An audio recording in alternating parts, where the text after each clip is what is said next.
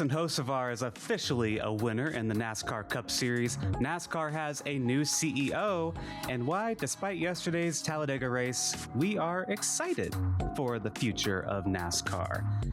I'm Alex. Alongside me is Zack, who actually watched the race in Talladega. I was outside touching grass. So today, just so we were all aware, I did not watch Talladega. But Zack is going to tell me all about it, and we're all going to discuss. It's funny because my coworker was talking to me about NASCAR. It just randomly came up. Yeah. And I also saw a tweet yesterday. It's like, yesterday's race is exactly what people think NASCAR is. Just cars going around in circles. And frankly, a lot of yesterday's race, especially stage 2 and 3, was just that. Yeah. But what I am excited to talk about today, Alex, is Carson Hocevar. Because I don't know if there's anybody that watched that race yesterday that doesn't feel good about what we just saw. Right? Mm-hmm. Like, Carson Hocevar is one of the biggest characters, not even a character. He just is a guy. He's just himself. I was just watching him stream iRacing before recording. He was talking about the win, the celebration. We have never seen a NASCAR driver like him to have that kind of access. Just watch him on Twitch like that. Yeah. He's funny. He's controversial, right? We've talked about him plenty on this podcast. Like, you know, there's going to be consequences for him if he keeps acting like this and driving like this. But what I loved about yesterday's win is it was feel good to the max, which we'll get into. But there also was no controversy. You know, and it felt fitting for Carson Hocevar. You know, he's starting to wear a black hat now. He's in a black Dale Earnhardt inspired paint scheme almost, right? Mm-hmm. He's like the new Dale Earnhardt. We said that after Atlanta. He goes and wins at Talladega, Earnhardt country. No controversy at all. It felt like a very powerful moment, you know? And the thing with Carson Hocevar is this really does kind of solidify him as a name, even if it is Talladega. Yeah. I know Talladega is Talladega, but it does kind of be like, oh, he actually has a win now. The record book shows that Carson Hocevar is a NASCAR Cup Series winner. It was going to happen at some point. I think it happened a little earlier than I probably would have thought it would. But he's come close several times now, several times last year. He's been top 15 in points all year, and now he's in the top 10. I mean, really cool, and making a name for himself, that's one thing. But that victory celebration, I haven't seen anything like that since Carl Edwards was doing backflips. That's what I'm saying. Like, when that happened, it was just like, oh, this is one of these genuine, like, things that people start doing. Like, when we saw Ross smash the watermelon for the first time, it was like, yeah, that's cool, right? Like, yeah. And it's stuff like this is what NASCAR is all about. This is why we watch. This is why we care about who wins. It's moments like this, like, and I've been doing a lot of iRacing lately, and I've won a race, and it's just a little iRacing race. I'm just like, woo! I'm like pumping my fist because I'm like, man, I haven't won in a few weeks. Awesome. Yeah. But to put yourself, and that's another thing about Carson. He's relatable, especially for us, Alex, because he's basically our age. Again, I watch him stream on Twitch playing video games. I'm like, oh, I do that too. Like, seeing him, it's easy to put yourself kind of in Carson's shoes in that moment and like kind of celebrate with him, right? Celebrate that first career win. It's heavy contrast to what we saw with Ty Gibbs the other week, where he was just kind of sterile and just kind of very PR friendly, like, which fair enough. It's Ty Gibbs. He's already got a lot of people that, you know, have opinions on him, but Carson Hocevar does too, right? Mm-hmm. He didn't care. That moment was for him and the fans. For NASCAR, frankly. Yeah. He's like this, the headline on NASCAR.com was "A Star Is Born," and like that's a perfect headline. He just became a star, like, officially, because he's won a race. I feel like I feel like a lot of the hype around him is more justified now just because he has a win, because it was going to happen at some point. I don't care what track it was going to happen at some point. He's talented enough to do it, and he's gonna probably might win again this year, honestly. Oh, yeah. I mean, he probably should have won the 600 a year ago, and that's coming right up. So, I mean, who knows? But really cool for Carson Hocevar. Like you said, he is kind of just in this next generation. Like, you and I have been watching our whole lives. We've seen several generations of drivers come through. He's kind of the next like leading driver of that next era. That's like after the Blaney Larson era. Reddick's kind of in between that, and then you have the Hocevar kind of leading that next group, right? With like Corey Heim and Connor Zilish as part of that group as well. So really cool, really cool. It feels like we're beginning the next transition into the next era of NASCAR, and what a weekend to do it on. And we'll talk about the new CEO and everything, like that leadership change. 3 new winners across the 3 series of NASCAR that race this weekend. Just a very big weekend for NASCAR, really. I feel so, and again, that race was horrible, but we feel so positive about it because I feel like the conversations are happening. 5 years ago, there weren't conversations on getting rid of the playoffs, and that frustrated us, right? Because it was like we couldn't put a timeline to it. I feel like our things with stage racing and overtime. I mentioned this last week after Kansas. I feel like people are starting to talk about overtime, Alex. You know, people are starting to talk about the stages. I think yesterday, stage 1, it depends on who you ask on this, but like, and we'll get into it, the fuel mileage, but like whether you found stage 1 really interesting or really boring, I feel like that could kind of play into, you know, how soon are we going to get rid of stages? This car, NASCAR and Steve O'Donnell, they've very heavily hinted that they're going to test out some kind of new package or experiment with the super speedway package at preseason Thunder next year, right? They are aware of the changes that they need to make, right? And they're much more open about it. Right. Much more open and communicative about what's going on. And again, we'll talk about Steve O'Donnell later. I want to focus on that later. Yeah. But I really do think him specifically, he's been more in the public eye lately, and we're seeing more of him. And now that he is CEO, it's going to be really interesting to see where he kind of steers the ship into going, because he's kind of been, he and Ben Kennedy both, who are now 1 and 2 essentially at NASCAR, have kind of been the most communicative people ever since the trial happened. Ben Kennedy a bit before that. And this weekend is a perfect encapsulation of what the future could hold, right? And that goes through all 3 series with like Corey Day, who's going to be a talent, you know, coming up. Like he's winning his first race too. The ARCA race, which we'll get into with Cletus McFarland and stuff, and Andy J. Like it's just good vibes. It's Talladega. That's kind of what Talladega is all about. Like the first time winners, the big moments. And it was not even stereotypical, but it's just somewhat of a perfect Talladega weekend, even without the great racing. Yeah. Because, you know, that race yesterday, which I guess we'll get into now, was sad. It was just kind of a sad race. And see, that's in part why I didn't watch Talladega, because I knew it wasn't going to be good. And I think it was Taylor Kitchen was on Twitter asking, is a super speedway racing for NASCAR like at a breaking point right now? And I responded, well, I didn't watch. And Daytona and Talladega used to be appointment required viewing as a NASCAR fan, because you knew it was going to be exciting, whether you're looking for the crashing or you're looking for the actual racing that used to have a super speedways. It was a great equalizer. I mean, your driver could actually win. Sorry. Used to have all sorts of stuff in these races, and now it's just like, eh. So I decided to hang out with some friends instead, and I had a great day rather than, you know, watching a race that sounds to be very predictable, not that exciting. The most exciting part was, of course, the victory celebration. So yeah, 100%. And that is, and again, that's something that we can hang our hat on, at least, because I've been very excited. I was very excited to talk about Carson Hocevar today. I could talk about him for another hour. And let me ask you this: Hocevar was leading the last lap of the Daytona 500, so obviously he's pretty good on this kind of racing. And Atlanta races too. Yeah, in Atlanta he's been up front all the time.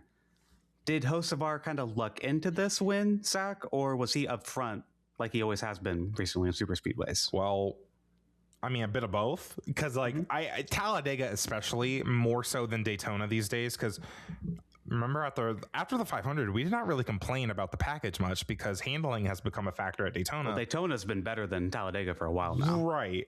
Talladega handling still isn't really a factor. Hocevar, there was luck because he was not involved in that like 26 car crash, right? Or at least to the point to where he had like major damage. But frankly, and this is just how you have to win a Talladega race these days, you have to win the pit road lottery and execute the fuel strategy in the pit road the best. And Spire and the 77 team were able to do that. And what's really impressive about that is that last week at Kansas, they were not executing the pit stops, right? That this is a huge win for this race team because they actually they delivered Carson exactly what he needed to win that race, right? And this is Spire's first win since Daytona with Justin Haley, which that was a luck into win. That was luck. And again, it's good like Carson didn't win in some controversial way like that, right? Or like he didn't have to wreck anybody to do it. Everyone just wrecked behind him. Like he had nothing to do with it though. Fuel mileage, big topic at the super speedways right now, specifically Talladega. They extended that first stage. It was like 90 something laps, right? And then the stage 2 and 3 were like 45. Yes, right? That's exactly it. Because the idea was to basically consolidate all the fuel saving into stage 1, and then they could go flat out in stage 2 and stage 3. And the question here is, did the extended first stage help strategy at all? Unpopular answer, but yes, it did. Stage 1 to me was so unpredictable because going in, it's like, okay, this is a one stop because if you save enough fuel, you can easily make it to the halfway point of the stage. Or easily, but you can definitely make it to the halfway point of the stage. Simple. Whoever gets out in front of the pit cycle will win the stage. It was not that simple though, because the Toyotas and Chad Fincham, they pushed. They were going really hard, and they were making everybody else have to kind of push themselves too. They didn't want that pack to get away because then they could, then they wouldn't have draft to save fuel off of, right? What a concept. They didn't know when a caution was going to come out for a longer period of time, so it was more interesting. It made it more... Really? This is the thing, because if you looked at Twitter, they were mad. They thought it was awful because it was just this major fuel saving. Twitter's mad about everything. But I thought it was super interesting because we had like 3 different strategies. Yeah. We had the 2-stop strategy, which was the Toyotas, and they were pushing hard. A lot of the Fords...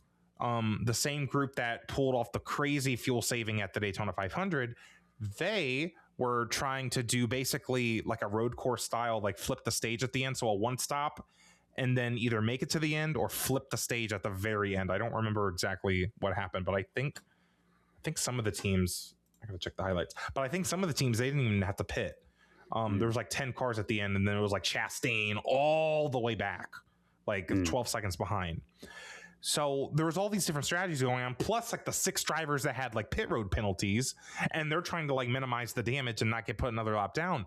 There was so much going on that stage. I had no idea who was going to win that stage, and I wasn't ready for the caution to come out. Like, I thought that was interesting. I thought it was spread out, like, because if you're going to have boring racing like this, we say this at all the other tracks. Strategy. If you're going to have really boring racing, then you need to rely on the strategy component. Mm-hmm. That's what F1 did in their really bad racing eras, and that's what NASCAR needs to do with this car. And I thought that was interesting.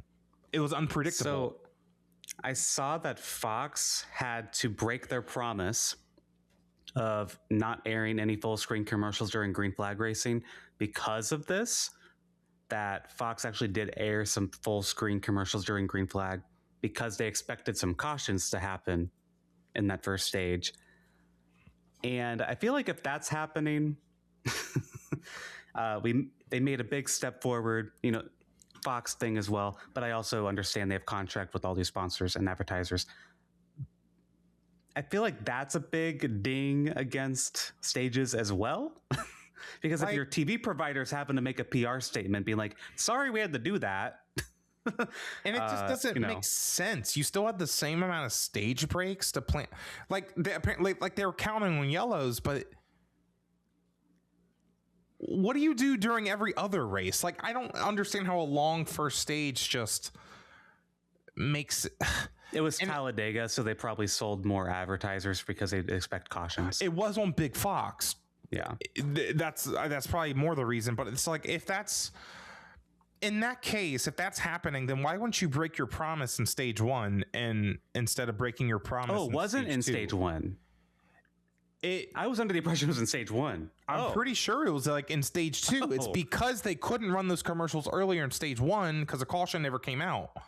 What a dumb. I feel like at lap 60 of stage 1, at that point, you just need to be like, okay, let's just run a full screen commercial now. See, I was sympathizing with Fox. I'm like, oh, I get it. It's because your contract with your advertisers, whatever. They didn't do it in stage 1? Okay. Anyway, never mind. I have trouble having sympathy for Fox because it's... Wow. I don't understand how you can just like plan commercials, but like you need cautions. Like I know obviously you need cautions to come out, but yeah, if you have 2 planned stage breaks and I don't know, I feel like don't make a promise you can't keep. Right, exactly. Don't make a promise. So we have some Patreon comments about the fuel mileage. Patreon member Arthur says NASCAR tried to remove fuel from the equation in the final 2 stages, and it made everything worse. I will say those final 2 stages were a lot more predictable than the first stage. Because I knew it was going to be down between Hocevar and Buescher. And they finished top 2. Like for like 20 laps to go, I knew that's what was going to happen.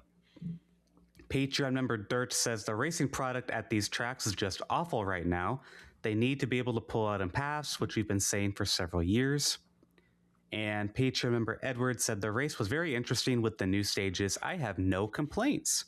Kind of a range of opinions there. I also enjoy just like the newness of the strategy. I think and they were saying that on Fox yesterday, like the crew chiefs had to be adaptable.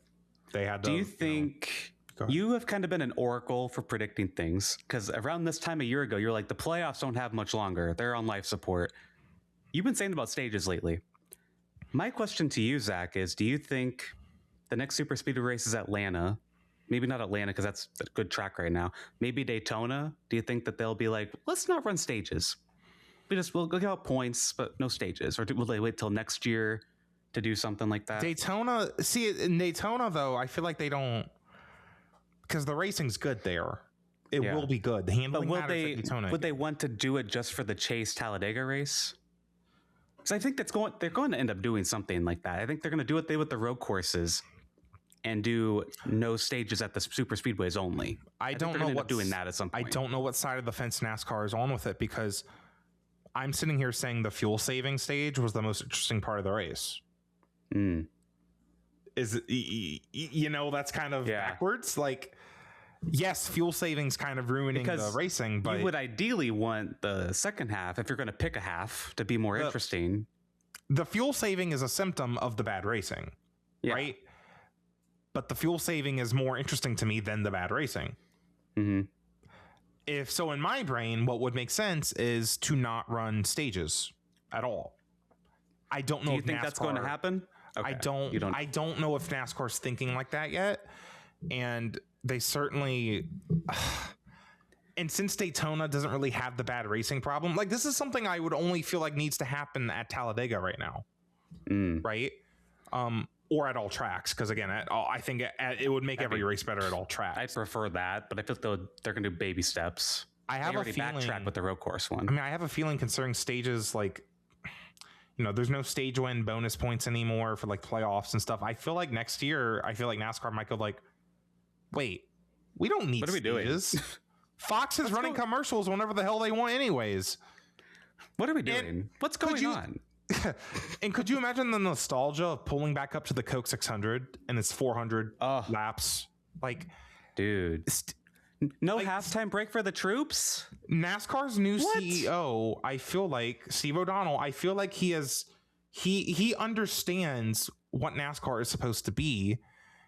I don't think stages have that much longer. I don't know if it'll be next year. I don't know if it'll be the year after. But like, and we still have so many races left. So many, we could have so many boring races. I feel like this conversation about stages, which again, I feel like conversations have been going on. I feel like, and it's in part because the car isn't good, so there's no strategy when you have the stages. But even then, I just feel like, again, it's just, the stage racing. That's just not what NASCAR is. No, like even when the car was decent, the stages still took a lot away from it because it's really like, why bother watching till stage 3? They've acknowledged the long cautions, and you talked about this when you took your non-NASCAR friend to the O'Reilly race at Kansas. Yeah, they have acknowledged the problem with the long cautions. We'll get rid of 2 guaranteed cautions. Like, I'm so serious, and I don't think speed these races up so much. I don't think people would miss the stage points at all. It's not that major. I'm fine with they keep stage points, just don't have a stage yellow. I see, like that's a whole different other debate. No, yeah, because I could sit here and be like, that would mess up strategies and stuff, but aren't the points really similar anyway when they take those out or something? I mean, I'm just looking at my I mean, like, yeah, there's some guys like, I don't know, like Larson has like 30 more stage points than Ty Gibbs, and he would be in front of Ty Gibbs without, or wait, never mind. Yeah, like there would be some positions changing, but it's not like that major to me anyways. And again, teams are racing for stage points anyways. Like, do we talk about who finished first on lap 60, or do we talk about who finished first? I never remember who wins the stages unless they swept them. Especially not now, because you don't get bonus points for it. Yeah, because it doesn't really matter as much. Yeah, like you don't get the little playoff points. So it's like, I just don't know if we really need stages. They shouldn't be that big of a deal. But so I didn't mean to get into that whole conversation. I'll talk about it again in 2 weeks. I think it's worthy of talking about right now. Yeah, but for super speedways, I don't know what the hell they need to do. Besides just no stages. So the big one, there was a big crash. You said everyone was in it. I got this big text. I got a text from you, all caps. There's a big one. Everyone's in it. And I was just like, I think I responded LOL or something because, like, of course. What happened? Can you talk me through the crash? So we are 3 wide. Somewhat, it's stage 2 or somewhat. I think stage 2, they're still kind of fuel saving because there's still another pit stop to come. You still want to shorten that up. So we're 3 wide. Bubba Wallace is in control of the field. Chastain moves to the middle lane down the back straightaway to cover the Penske cars, Joey Logano, Ryan Blaney. Bubba Wallace, who's leading, also covers the middle lane to join because that's where the momentum is. That makes sense. That's great. It's how every other next-gen super speedway crash happens. A bad bump. Not even a bad bump. It's really not. It really wasn't a bad bump. From the camera angle that we had, it was pretty straight on. It was just really fast. It was aggressive. There was a storyline going on yesterday that, like, it's harder to push the Toyotas. They're talking about how when Eric Jones was getting pushed by whoever was behind him in line at the end, it might have been Bowman, but whoever, yeah, it was Bowman. Like, Eric Jones's car was just a lot more unstable, right? Remember 2024, actually, when Eric Jones took that huge crash, like that was from a bump. But we've seen these happen. That's how all these crashes at super speedways happen, Alex. It's just a bump. It's not. I don't even like calling it a bad bump because it looks like every other bump that they were giving the last few laps. Yeah. And people were trying to blame Bubba Wallace. Well, we have a Patreon comment that blames Bubba Wallace, or at least it appears to be. Let's get into it. Okay. Well, Patreon member Edward says, I'm convinced Bubba Wallace should never be anywhere near the front on a super speedway. Bubba doesn't know how to get pushed and consistently blames his car when I think it's just him and his aggressiveness. Same for Ross Chastain. They act like it's always the final lap instead of being patient. Because I don't agree, and I think, and what used to be the case is being aggressive is how you were smart at these super speedway races. Being in control of the field. And they were just moving lanes. What happened? You know who really caused this crash, Alex? Who? Joey Logano. Well, I can believe that. The Penske cars. Not the first time. The last time we had a huge crash at Talladega like this, guess whose fault it was? Joey Logano. I'm being half serious here, but like, you know, Logano is shoving the hell out of Blaney right in the middle lane. And they have clear sailing ahead. And just from my experience on iRacing, when you're the second car in line, you are full throttle. You are just pushing. But all of a sudden, Ross Chastain and Bubba Wallace, they hop in front of Blaney. Joey can't really see that because the giant ass spoilers and just the car in front of him. You just don't see much. And I'm not sure in those 2 to 3 seconds what Joey's spotter is communicating to Joey in that point. But either way, Joey and the 12, they're locked together. They have so much momentum. Then they hit the one car that kind of checks them up a little bit. And then the one car then also hits the 23. That's a lot of energy going to the 23. It just turned the 23.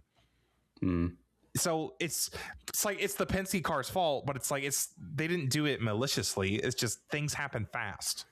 And again, it wasn't even a bad bump. It's just super speedways. That kind of thing just happens. So it's happened ever since we've been watching NASCAR, but the frequency.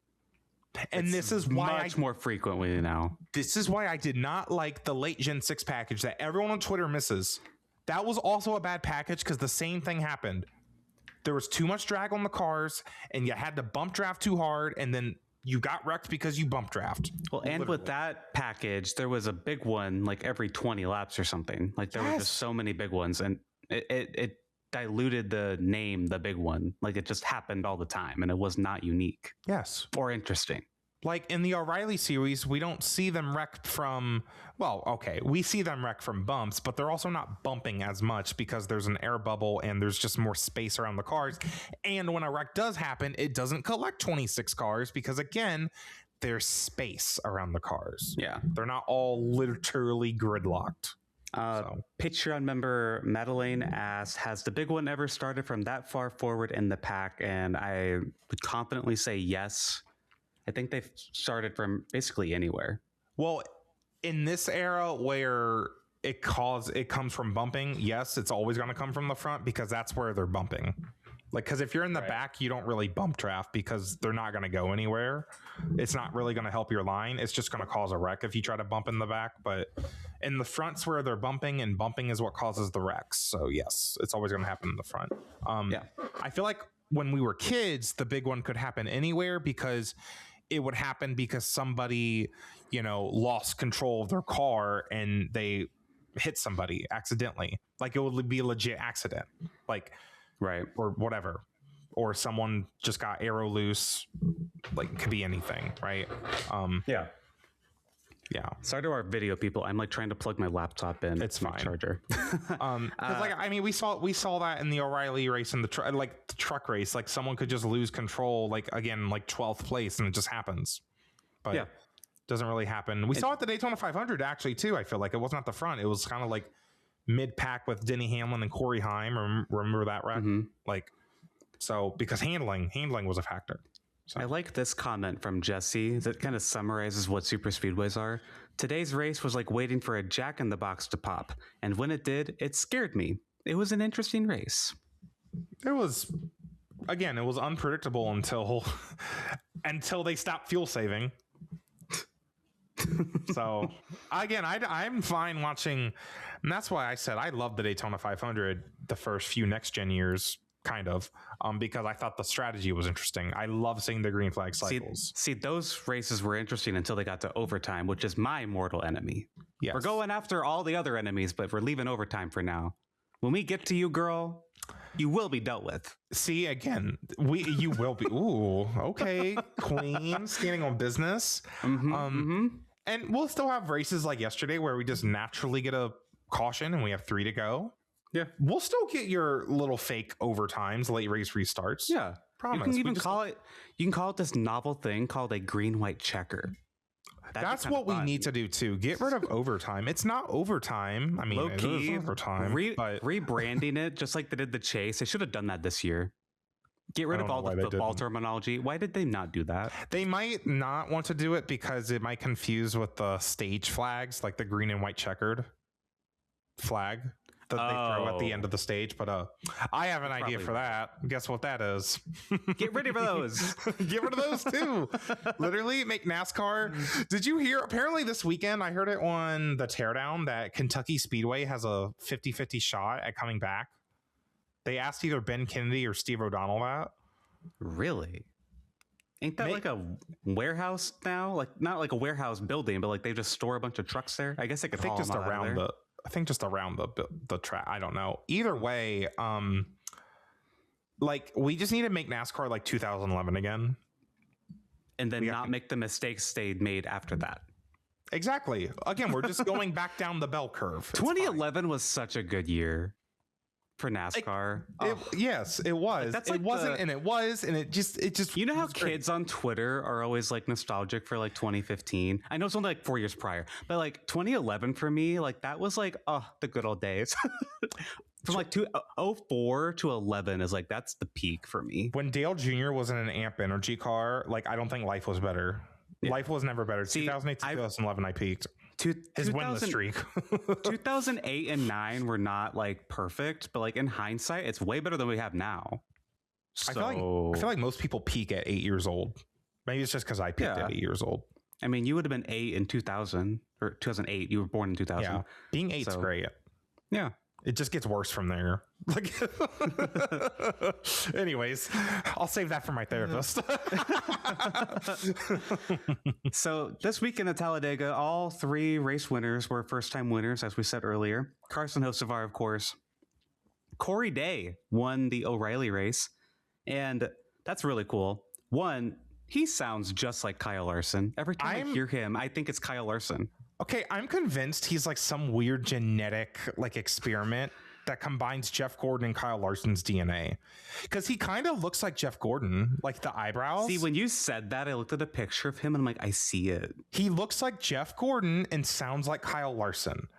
Yeah, like baby, he is literally, you know what it is? Not a real human. It's the California genetics. Like you're a race car driver in California. That's probably all it is. It's just something in that California water. What other? Yeah, that's actually a good point. But he's actually we call Connor Zilish the next Jeff Gordon. No, baby, this is literally the next Jeff Gordon. This was made in a lab with Jeff Gordon's DNA. He was made in a lab. They couldn't think of a last name, so they're like, Day. What Day? Sure. He's getting much better. People were really ragging on him not that long ago. And oh my gosh, at Kansas last week, I was watching him a little bit. He was toward the front. He is all over the place. Like he's wheeling that car, nearly hitting the wall. And who's that remind you of? Kyle Larson. So and Hocevar a little bit. And like Hocevar a little bit.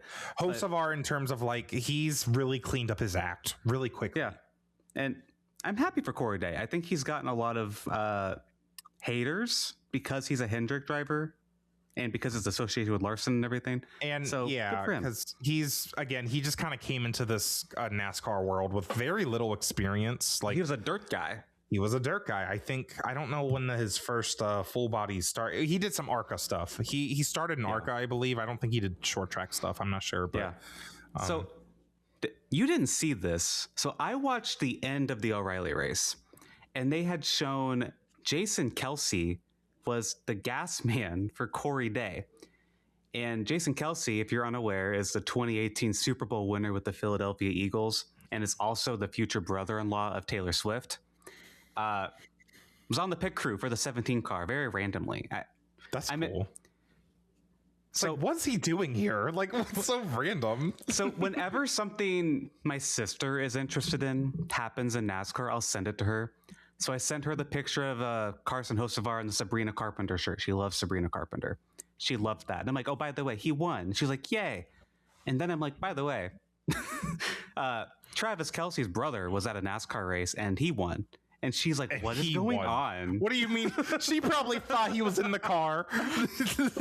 Well, I sent her like the video of him like with the pit crew. She's like, what's going on? Why are all my faves over there? So that's crazy. That was funny. Yeah, so good for them. And then Corey Day, before we move on, like Corey Day, very similar to Carson Hocevar. This is it's a super speedway, but it's really impressive to win an O'Reilly super speedway race considering the competition level and the RCR it's a good cars. Package too. Good package, good racing. He did luck out because William Sawalich and Sam Mayer they wrecked the field.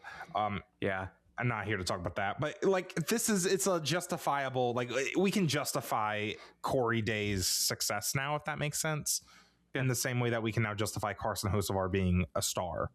Yeah. So ARCA happened. I did not watch. Zach, you didn't watch. I didn't. I was at my sister's baby shower, so I had a good reason. Oh, you're going to be an uncle. It's so exciting. I'm going to be Uncle Zack. I'm so excited. So and that baby's going to love NASCAR, by the way. I'm one of Andy Jankiewicz? That's why they call him that baby. That's why they call him Andy J. Andy Jaconiak. Jaconiak. Okay, that something. I probably said it wrong too. I don't care. That's why they call him Andy J. That's what Jamie Little says. Andy J. He's the guy who said, "quote I'm not lifting till I see God or a checkered flag." And yeah, that like weird midnight ARCA race at Daytona one year. Which, hell yeah, dude. Hell yeah, whatever. So yeah, they ran after the truck race that year. I remember now. That was his first ARCA win. He's been around for a minute. Apparently that ARCA race, because like first of all, they weren't all just single file on the bottom. Remember when ARCA at Talladega was like that? Apparently they actually race now because Cletus McFarland just about damn won the race. He made like I didn't watch, but he like just got caught up with another car like on the outside lane and it slowed him down, and then Andy J won. Like, but they were like there were multiple lanes in an ARCA race. Like ARCA is back low key. Yeah. So Cletus McFarland is also part of this whole new era of NASCAR or whatever you want to call it. It's a new way to think about what NASCAR is. Yeah. But what's your opinion on it? Because you seem like a little, I don't know, you're about to be a hater, which I'm all for. So go ahead. So he's a YouTuber person who does racing stuff. Like he got really good at drag racing, I guess. It's like us. Yeah. Sure.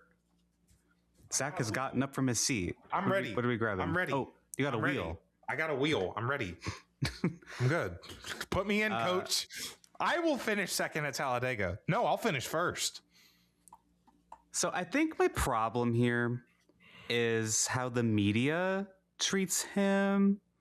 They treat him very well because, yeah, he's Cletus McFarland. Why does the scoring pylon just say Cletus? And why does his friend, just say Squirrel? Like, that is unprofessional to me. I'm sorry. Yes, I agree with you. I hate that. I hate little things like that. But you do kind of have to understand, like, they're promoting the hell out of him because it's okay, but why is Fox promoting this guy? Like, he should be treated like any of the other competitors. Why is he getting, it seems to me, favoritism from the broadcaster? 100%. And I don't care if he's a YouTuber. Like Frankie Muniz is an actor and he's treated like another racer out there. Like, yeah, you can highlight. He does this. It's not like his name on the pylon says Malcolm. You know? Like, yo, wait, could you? but you see what I'm saying? That's different though, because it is different. But you see what I'm saying, right? I think it's people know Frankie Muniz for Malcolm in the Middle. So I feel like, sure, if you want to use your last name as McFarland, sure. Because like Bubba Wallace's name is Darrell Wallace Jr. He doesn't use Darrell. He uses Bubba. Same kind of thing. If you want to use a different name, sure. But on the pylon, it should say either McFarland or Mitchell. Like, I think that's a little weird and unprofessional. And then whatever the hell the other guy's real name is, stop calling him Squirrel McNutt. That's stupid. Come on. I am a little uncomfortable with like we can just have these YouTube characters just come in. Like when you're in the ARCA race, Alex, we're putting New Gaiden on the pylon, right? Like, well, yeah, obviously. But but like look at it from Fox's perspective. It's like people are tuning in for Cletus because people are tuning in. That's the thing. But they know him as McFarland. Put McFarland on the pylon. And see, that's not even my biggest issue with it. Yeah, because I don't give a damn about the pylon. I think that is a problem. It makes the sport look unprofessional. And if you want to make Talladega Nights look like it's a documentary rather than a mockumentary, you might want to not embrace this as much. I'm kind of over the interviews. They're kind of cringe to me. I don't know. I'm really happy he's having fun. But I feel like he doesn't take this seriously enough. And if you're an actual competitor, you're not just an influencer YouTuber like that, I don't care about that. You are on the racetrack with actual real people. You're not in an iRacing lobby.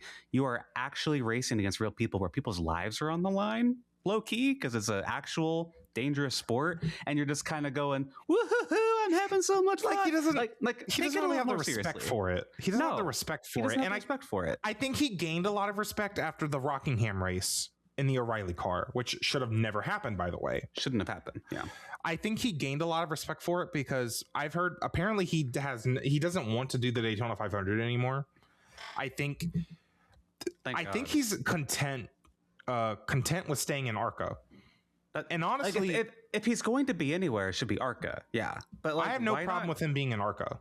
Why not find a local track or something? Why do you have to do it on the biggest, like Talladega is still like a really big stage, and it's super dangerous.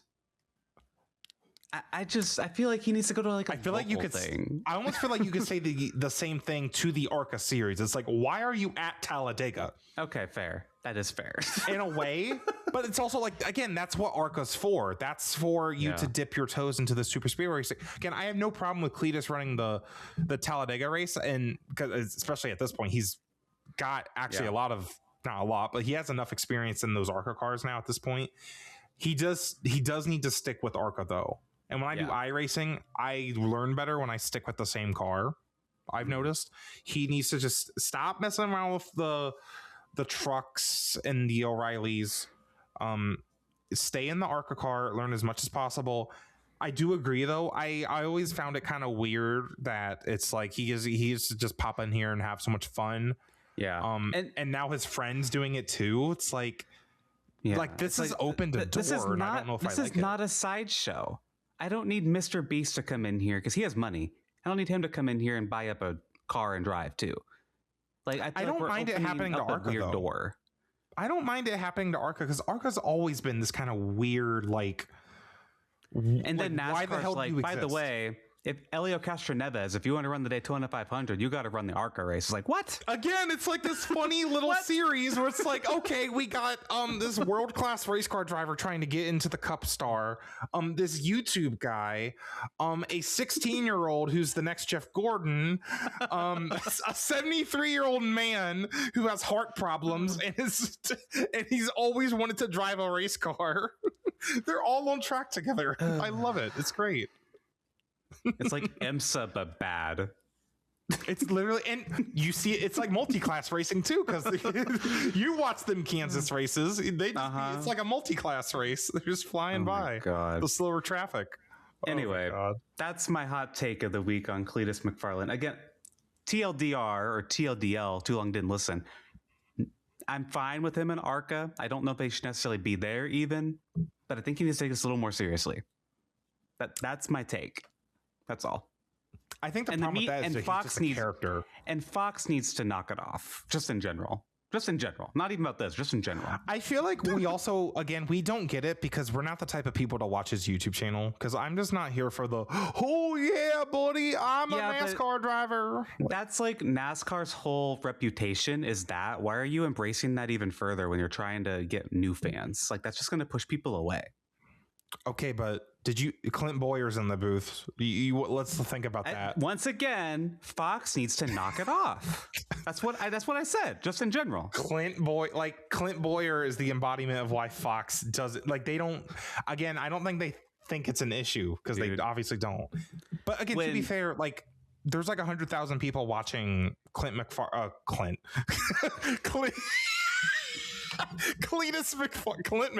sounds just the same. Yeah. There's like 100,000 people watching his in-car camera. Yeah. So it's like, I mean, okay. I just don't think the network should be embracing him the way they are. It's just a little weird. I mean, 12 o'clock on Saturday, whatever. Yeah. Not to disagree with you because you have a good point. No, I see the advantage, but I think if you're trying to go for a wider scope of people outside of that yeehaw fan base, this ain't cutting it. If it was higher up than ARCA, like if it was the CW and O'Reilly, I 100% agree. And I feel like CW covered him fine and fairly. I thought. Yeah, I didn't watch much of that. They did follow him. They did follow him a little bit, and they interviewed him, of course. But yeah, okay. Yeah. Point standings for the Cup Series. Do you have that graphic pulled up, Zach? No, not yet. Slacking off. Tyler Reddick is still the points leader. I can tell you that. You put me. What is this? Add screen share. Why is this so You literally hard? showed it earlier before I recorded. That's what I'm saying. The exact same thing, Alex. Okay, there it is.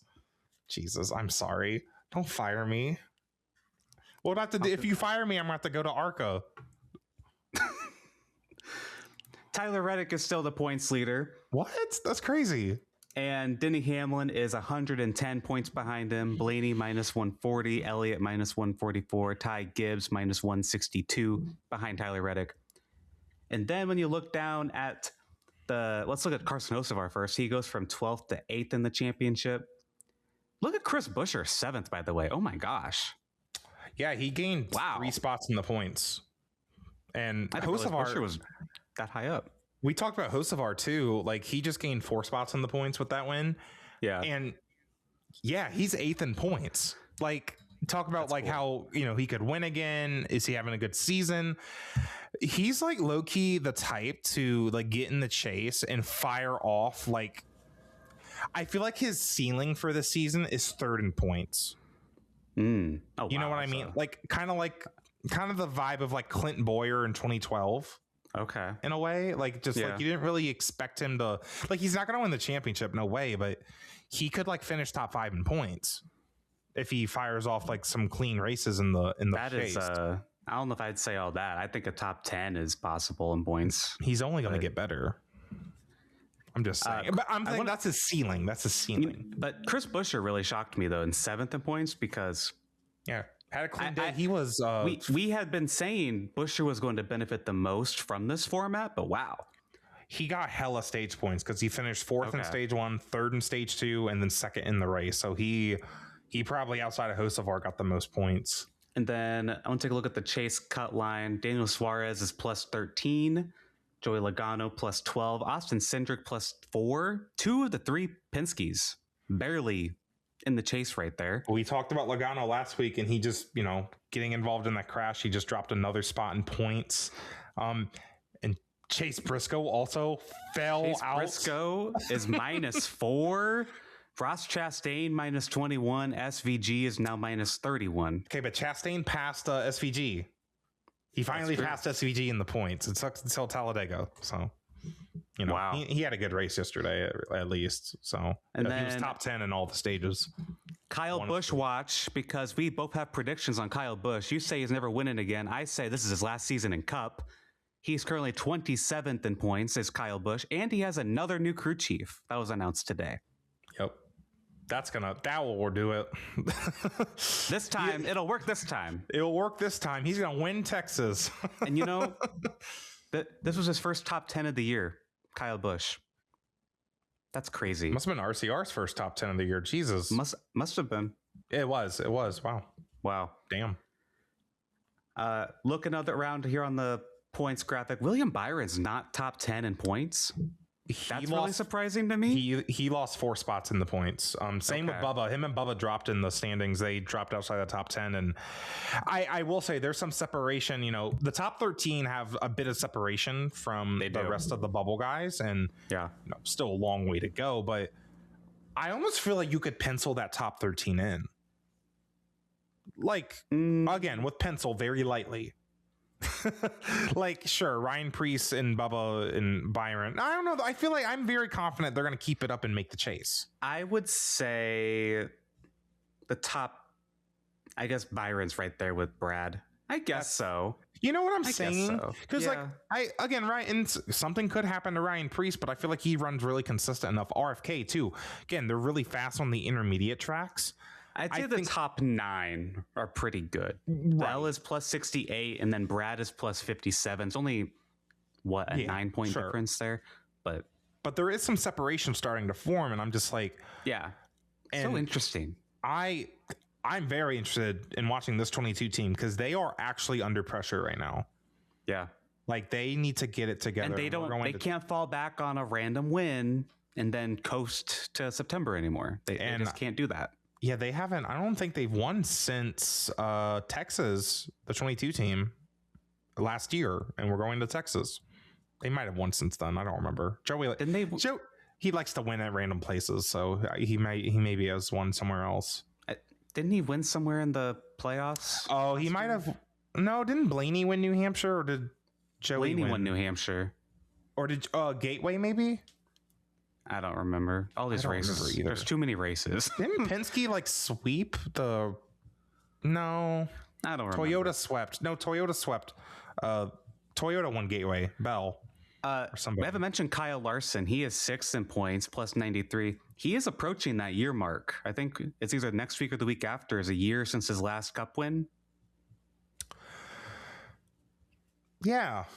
He hasn't won since Kansas a year ago, and Kansas moved up several weeks this year.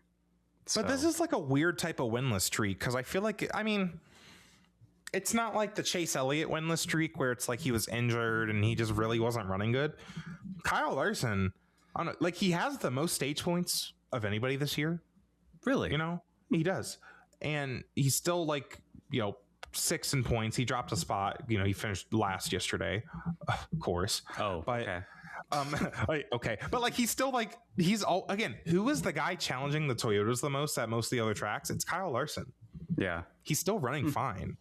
So that's why it's a weird winless streak to be in, and it's more weird because he's also like he's been in victory lane since then at the championship, but he didn't win a race. Like, so it's like he's still like winning stuff or being great, being competitive. It's just he hasn't finished first.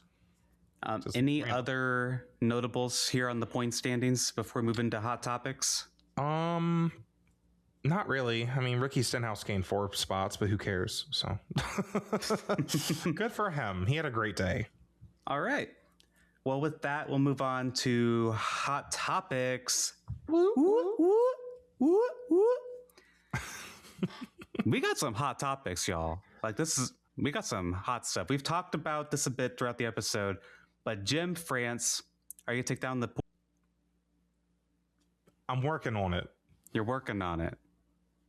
Yes. I saw like a little buffer thing. Because I accidentally paused the recording instead of getting the thing off. Okay.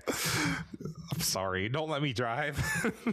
Jim France has stepped down as the CEO of NASCAR, but remains the chairman of the board. And Steve O'Donnell has been named the CEO, while Ben Kennedy has been named the COO, which is the Chief Operating Officer. What does this mean for the future of NASCAR? First things first, we have a Patreon comment from Phil who said, "I'm super happy Jim France is out as CEO. Here's hoping he doesn't poke his nose in too much as chairman of the board." At worst case scenario, this is like what your friends at recess and you're like giving each other really cool titles. Best case scenario, though, we have somebody who does not have the passion for NASCAR, Jim France, who took over in a weird situation when his baby is IMSA. Right. When Brian France, couldn't be CEO anymore, Jim had to take over. And, there were certain ideas put into the sport of what NASCAR needs to look like. And Steve O'Donnell, it's less about Jim France for me, and it's more about Steve O'Donnell, because Jim France was always this guy in the shadows anyways, which, to be fair, do we need someone like that as a leader? No, we don't. Steve O'Donnell, I love Steve O'Donnell in the last 6 months.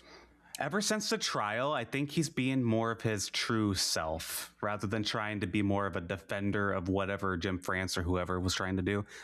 And maybe I'm falling for the propaganda. I don't know. But I really do think Steve O'Donnell has been coming off across much more authentic and real. He's been doing much more media appearances than I think he's ever done. Like, he's always been there at press briefings and stuff. But this is the most public facing bigwigs at NASCAR have ever been. And Steve O'Donnell has been kind of the leading force of that with Ben Kennedy. He was on Door Bumper Clear. He was on the Teardown. He was on the Dale Jr. Download even a few months ago. Steve O'Donnell and Ben Kennedy were on the Fox pre-race show. I watched that interview.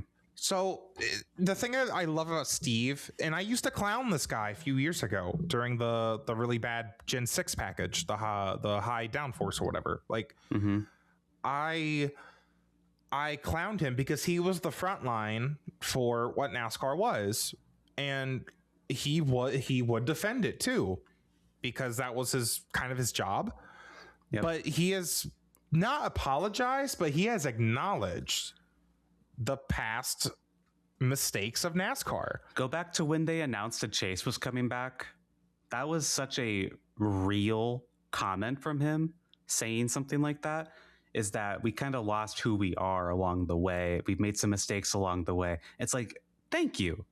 We've been saying this, and you've kind of been saying that we're crazy the last 15 years. But they're acknowledging it now, and he's, again, been the face of acknowledging that. And I love that because, you know, action speaks louder than words, and we have the action too, again, with the new chase format. And it's why I'm hopeful, like overtime and stages and changing this car and going back to, there's been a lot of discussion this week about the car because the rumor or the John Probst saying an electric SUV series is going to be something in the next decade or so. So we're talking about the car again and what the Cup car, what a NASCAR stock car needs to look like. And Steve O'Donnell gives me hope that we are going to go back to exactly what NASCAR should be. Whatever, and you can define that however you want. But I saw a clip that he said he wants NASCAR to be the biggest sport in the world.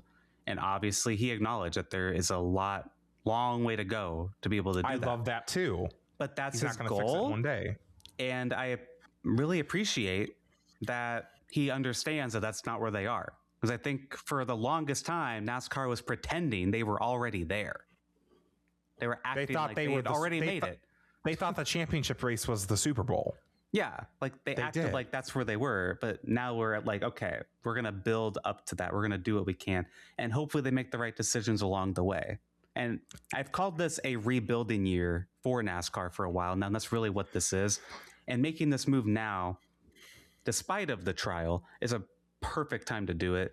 And Ben Kennedy getting a promotion as well. Ben Kennedy's gotten so many promotions over the last few years. Ben Kennedy now has Steve O'Donnell's old job that Steve had for quite a while. And I think Ben is really going to excel. And obviously, I don't know when it'll be. I think Ben Kennedy is going to be the CEO at some point. Oh, I think that's pretty obvious. That'll keep it within the France family. Yes. It's also notable. This is the first time the France family is not the CEO. Like, at least in our lifetimes. I don't believe this happened beforehand. I know Jim France is still the chairman of the board. He's still chairman. Like, he's probably still going to have some say in a lot of things. But I feel like it won't be as many decisions though either, because it's just the board. He can focus on IMSA now. Like, that's what he wanted to do. He never wanted to be a part of NASCAR as heavily as he became after what happened with Brian France. He had to step in so they could keep it in the family name. Right. Yeah, I think that shows exactly. It's a huge moment, and it's why I feel like NASCAR, like, we have legitimately hit a turning point here this year with NASCAR.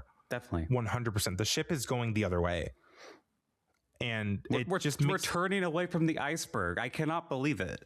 Like, I'm just so like I just see a future where it's like we go back to like a very traditional stock car, and it could be the exact same body with the O'Reilly and the Cup cars, and it's higher horsepower and Cup. Like, I just have this future for NASCAR, and we're going to all these great oval tracks, and the racing's great, and of course it's a little bit utopian to say it like that. It's pretty optimistic, but I feel like it's not impossible now. We're already seeing the change though. Like, we talked about Carson Hocevar today. He is a star, and like, he's out here streaming on TikTok, and I'm like, people are going to see this and they're going to be like, oh, who is this guy? He's kind of cute. Oh, he's a NASCAR driver. Oh, he won yesterday. You know what it reminds me of? Yeah. Lando Norris did that same kind of thing. I know they have Drive to Survive too, but Lando Norris is huge with like the fangirl side of sports. I don't know if that'll happen for Carson, but it's the same kind of strategy, you know? So, I mean, who knows? He's handsome to me, so. Yeah. But it's easy to feel more optimistic now. I think after the trial, we really saw Jim France needed to go. And I feel like it was kind of just a matter of time before this happened. I don't know if they needed to convince him, because it sounds like the trial only happened in part because he didn't want to back down. Yeah. But I do think ultimately that we are in a much better place, NASCAR is, than we were in November. For November, it was like, oh my God, this is bad. This is really bad. 100%. And look, I'm a bit burnt out on NASCAR right now, and I don't necessarily know why, but I think after the last decade, we're kind of like in a pause where we can breathe for a second. This is what I'm assuming is why I'm burnt out. I'm like, okay, I can breathe. But it's like, oh my God, I need to catch my breath now. It was a busy off season, to be fair. It was a busy off season too. So I do think I'm more optimistic about NASCAR now than I have been in the last like 5 years or so. There's still some goofiness that is there over time, but I think it's going to be really interesting to see what Steve O'Donnell does as the CEO. And we're actually going to hear about it. The sport is starting to feel like what it felt like when I was a kid. Like just little things. Like just, again, the moment with Hocevar yesterday, I'm just like, we're not talking about Hocevar getting into the playoffs. He won a race. It's a big deal. We focused on him winning a race. Like it's just stuff like that is back into the sport, and it makes it feel all the much more real. Yep. So yeah, good news. I am very optimistic about that. 2 IndyCar related things, and then we have fantasy, and we'll wrap up. Catherine Legg is confirmed for the Indianapolis 500 as the 33rd entry.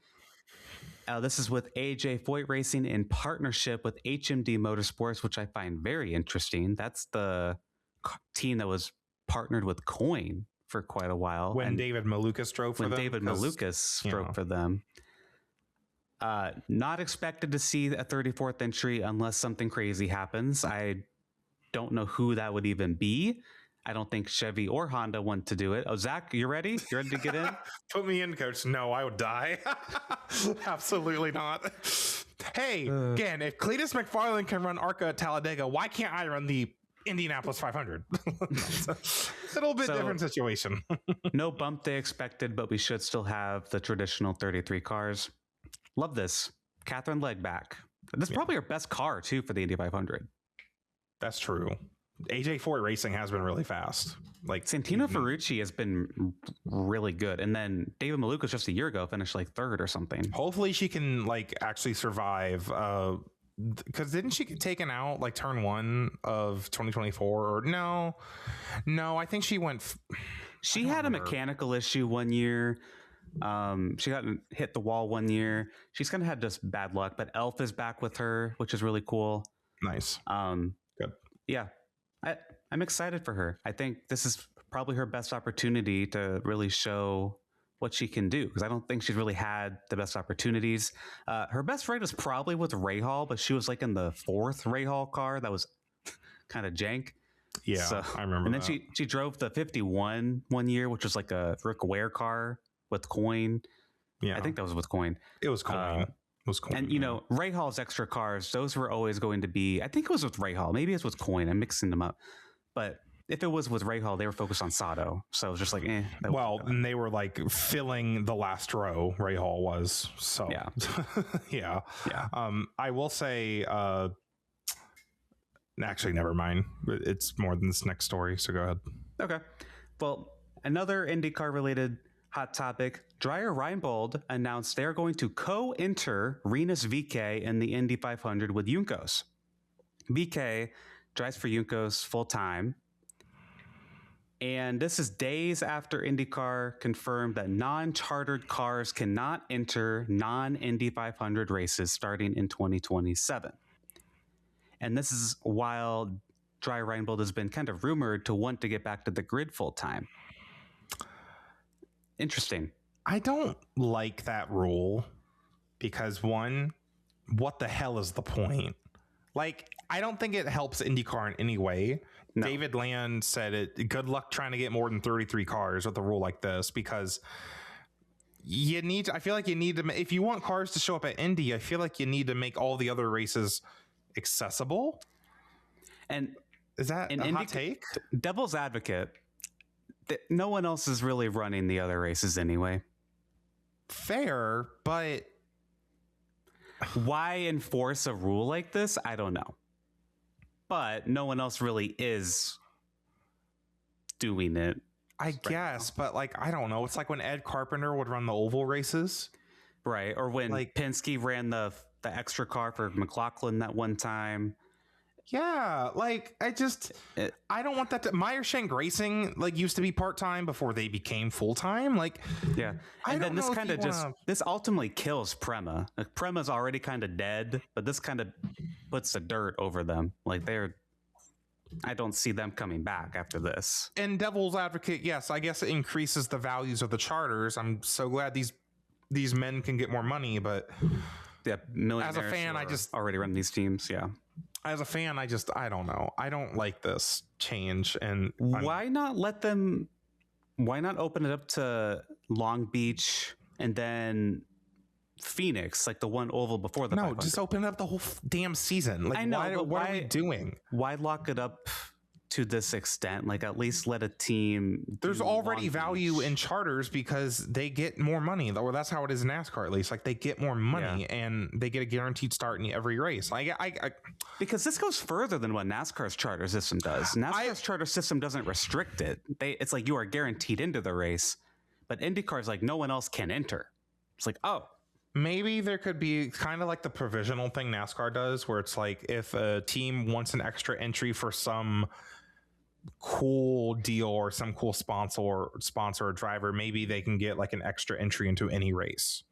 Yeah, but I don't know. It has to be, and like it'll have to be approved or something. I don't know. Yeah, but this Dreyer Reinbold deal is really interesting, and that's probably going to be how people have to get into the IndyCar series now. They're gonna have to just partner with existing teams and try and eventually buy out one of their cars. That's probably how this is gonna have to work from now on. Because I'm just, and apparently another reason this rule is to kind of help regulate what's it called, the engine suppliers, like, and how much equipment they need to how many engines they need to produce in a season. Mm-hmm.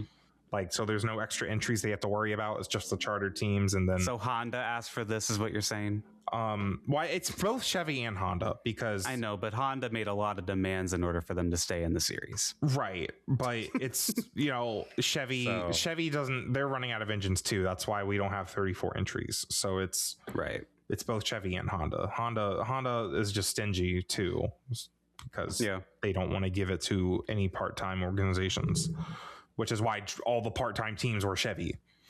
So, Indy 500's coming up. What, May is soon. May is in a few days. The open test is this week, isn't it? I think it's tomorrow, Tuesday, Wednesday of the week we're recording. I think, or maybe it's Wednesday. Do you hear that? That's Joseph Newgarden's music. No, it's not. It's Alex Palous. Just kidding. Girl, you might never win the Indy 500 again. And just a reminder, we are not going to the Indy 500 this year. So if you expect to see us there, we are not going. I thought about going to the 600 because my friend lives in North Carolina. Yeah. And she low-key invited me, but I haven't said anything yet. I'm like, Ooh, I didn't know you got invited, though. Well, it wasn't like a formal invitation. She was just like, let me know if you want to go to Charlotte. You should. Like, yeah, but then I have to leave my house. Your luck, it'll rain there because it rained the 2 times you went to Indy. Well, then also I couldn't watch the Indy 500 then. That's true. Like, yeah. I love going to the Indy 500 with you, don't get me wrong. And I love being there. But I've kind of missed that day of just like being at home, watching all the racing. I think I need like a couple years away just to... Then I'll go back and be like, oh my God, this is so amazing. And then try new seats, things like that. Like it'll be fun next time. So fantasy. Damn it, I forgot. I've been forgetting. This is why I'm losing fantasy. I keep forgetting. There is no IndyCar race. Our next race is the Indy Road Course on May 9th. Points, reminder on that. I have 12 points. Zack has 3. NASCAR points, I had Bubba Wallace, who finished 36, and Zack had Tyler Reddick, who finished 14th, so you got 1 point. So it is 5-7. I am 2 points behind. For Texas, I'm going to say Denny Hamlin. I think this time he's actually going to win because he's probably going to lead the most laps. He's probably going to win a stage or 2. But this time he's actually going to win it. Who do you got? Well, you took my pick. Oh, did I? Oh.